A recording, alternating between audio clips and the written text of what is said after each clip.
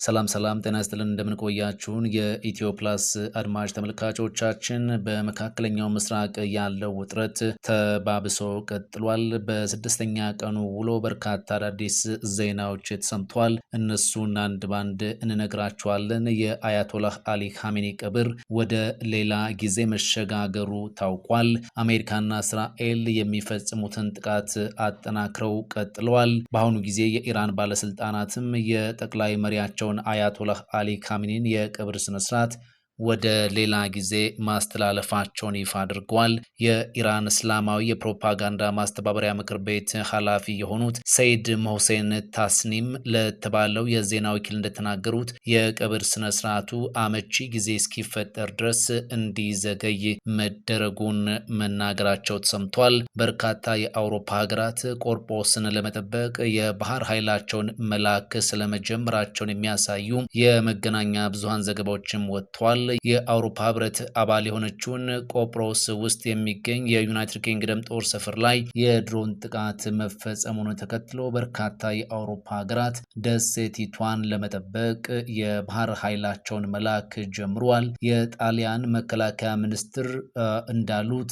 ቆጵሮስን ለመከላከል ከስፔን፣ ፈረንሳይና ከኔዘርላንድ ጋር በመሆን የባህር ኃይል መሳሪያዎችን እንደምትልክ በይፋ ተናግሯል። የባህር ኃይሎቹ ስምሪት በመጪዎቹ ቀናት ውስጥም እንደሚከናወን ሚኒስትሩ መግለጻቸውን ከቢቢሲ ዘገባ ላይ ተመልክተናል። የፈረንሳይ መንግስትም ተመሳሳይ እርምጃ እንደሚወስድ አስታውቋል። የፈረንሳዩ ፕሬዝዳንት ኢማኑኤል ማክሮን ከጣሊያንና ግሪክ መሪዎች ጋር የስልክ ንግግር እንዳደረጉና አገራቱ ጦራቸውን ወደ ቆጵሮስ ለመላክ እንደተስማሙ የፕሬዝዳንቱ ጽህፈት ቤት መረጃ ያመላክታል። ይህ በእንዲህ እንዳለ ከደቂቃዎች በፊት በሜዲትራኒያን ደሴት በምትገኘው ቆጵሮስ ውስጥ የዩናይትድ ኪንግደም ጦር ሰፈር ባለበት አክሮተሪ ጥቃት ሊፈጸም እንደሚችል የሚገልጽ የማስጠንቀቂያ ደውል መሰማቱን የሚያሳዩ መረጃዎችም ወጥተዋል። ለአካባቢው ነዋሪዎች የተሰማው ማስጠንቀቂያ ድምፅ ለ10 ደቂቃ ገደማ እንደቆየም ታውቋል። ይህ ማስጠንቀቂያ የተሰማው የዩናይትድ ኪንግደም መከላከያ ሚኒስትር እየጎበኙ ባለበት በዛሬው ዕለት እንደሆነም ነው የታወቀው። የኢራን መንግስት አሜሪካና እስራኤል የሲቪሊያን አካባቢዎችን ኢላማ አድርጓል በማለትም ከሷል። የኢራን ውጭ ጉዳይ ሚኒስቴር አሜሪካና እስራኤል በአገሪቱ በሚፈጽሟቸው ጥቃቶች ሆነ ብለው የሲቪሊያን አካባቢዎችን ኢላማ እያደረጉ እንደሆነ በመግለጽም ከሷል። የሚኒስቴሩ ቃል አቀባይ እስማኤል ባቂ በኤክስ ገጻቸው ባሰፈሩት መልእክት የሚፈጸሙት ጥቃቶች ተጽዕኗቸው በዓለም አቀፉ ገበያ እየተሰማም የኢነርጂ ዋጋ እየጨመሩ የገንዘቦችን ተመን እያናጉ እንደሆነም ማንሳታቸውን ዓለም አቀፍ የመገናኛ ብዙሃን በዘገባዎቻቸው አመላክተዋል።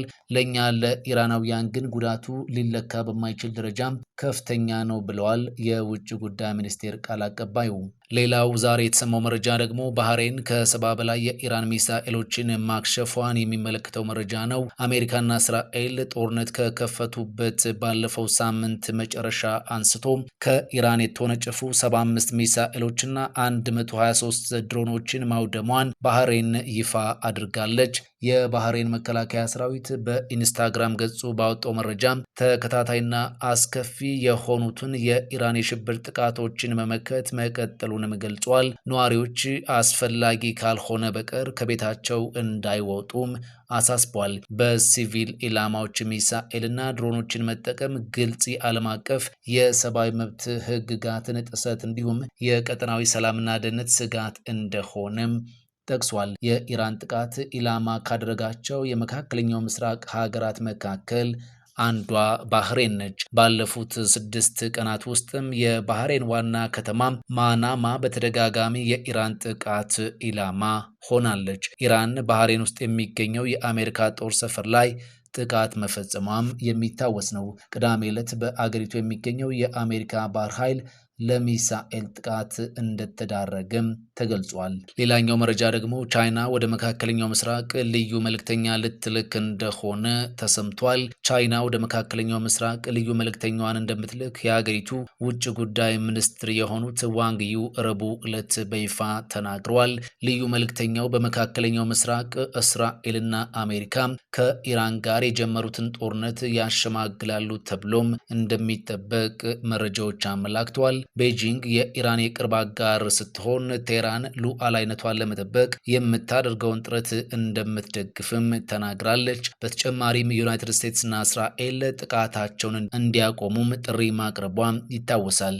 አሜሪካና እስራኤል በኢራን ላይ በጋራ ጥቃት ከከፈቱ ዛሬ 6ኛ ቀናቸውን የያዙ ሲሆን በባህረ ሰላጤ ውስጥ ያለው ውጥረትም እጅግ ተባብሶ ቀጥሏል። ኢራን የባህረ ሰላጤ ሀገሮች ላይ የምትፈጽመውን ጥቃት በመቀጠል በባህሬንና በኳታር ፍንዳታዎች መከሰታቸውም ተዘግቧል። የአዘርባይጃን የውጭ ጉዳይ ሚኒስቴር የኢራን ድሮኖች ጥቃት መፈጸማቸውንና 2 ሰላማዊ ዜጎች መቁሰላቸውን አስታውቋል። አንደኛው የአየር ማረፊያ ተርሚናል ህንፃ ላይ ሲወድቅ ሌላኛው ደግሞ በትምህርት ቤት ህንፃ አቅራቢያ መውደቁን ቢቢሲ ዘግቧል። ይህ በእንዲህ እንዳለ ደግሞ የኢራን የመንግስት ቴሌቪዥን በባህረ ሰላጤ ውስጥ ያለ አንድ የአሜሪካ ነዳጅ ጫኝ መርከብ በኢራን ባህር ኃይል ጥቃት እንደደረሰበትና በእሳት እንደተያዘም ገልጿል። ይህ የሆነው የዩኬ የባህር ኃይል ድርጅት አንድ ነዳጅ ጫኝ መርከብ በኩዌት የባህር ዳርቻ ላይ መመታቱን ካስታወቀ በኋላ ነው። አሜሪካና እስራኤል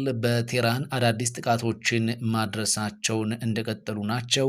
በኢራን ዋና ከተማ ላይ ጭስ የታየም ሲሆን ነዋሪዎች ጥቃቶቹን ሲመለከቱ የሚያሳዩ ፎቶግራፎችም በተለያዩ ዓለም አቀፍ መገናኛ ብዙሃን ዘገባዎች ተጋርቷል። የእስራኤል መከላከያ በቆም ከተማ የሚገኝ የባላስቲክ ማስወንጨፊያና በኤስፋሃን የአየር መከላከያ ስርዓት ላይ ጥቃት መፈጸሙን አስታውቋል። ኢራን ወደ ቴልአቪቭ የምታስወነጭፈውን ሚሳኤል ብትቀጥልም የአገሪቱ ባለስልጣናት ግን የአየር ክልሉ በከፊል እንዲከፈት ወስኗል። ይህንንም ተከትሎ የቤንጎሪዮን አውሮፕላን ማረፊያ ከ5 ቀናት በኋላ ዛሬ ዳግም ክፍት ሆኗል። ወደ ቴልአቪቭ እስራኤላውያንን የጫነ አውሮፕላንም መድረሱም ተዘግቧል። ከመካከለኛው ምስራቅ ዜጎችን ወደ ዩኬ የሚያጓጉዝ አውሮፕላን በቴክኒክ ችግር ምክንያት መዘግየቱን ተከትሎ ዛሬ ኦማንን ለቆ እንደሚወጣ መረጃዎች አመላክቷል። የኳታር አየር መንገድ ደግሞ ከሙስካት ኦማን የሚነሱ የሰብአዊነት በረራዎችን እንደሚኖሩ ሲገልጽ የተባበሩት አረብ ኤምሬትስም ውስን በረራዎች እንደሚደረጉ ይፋ አድርጋለች።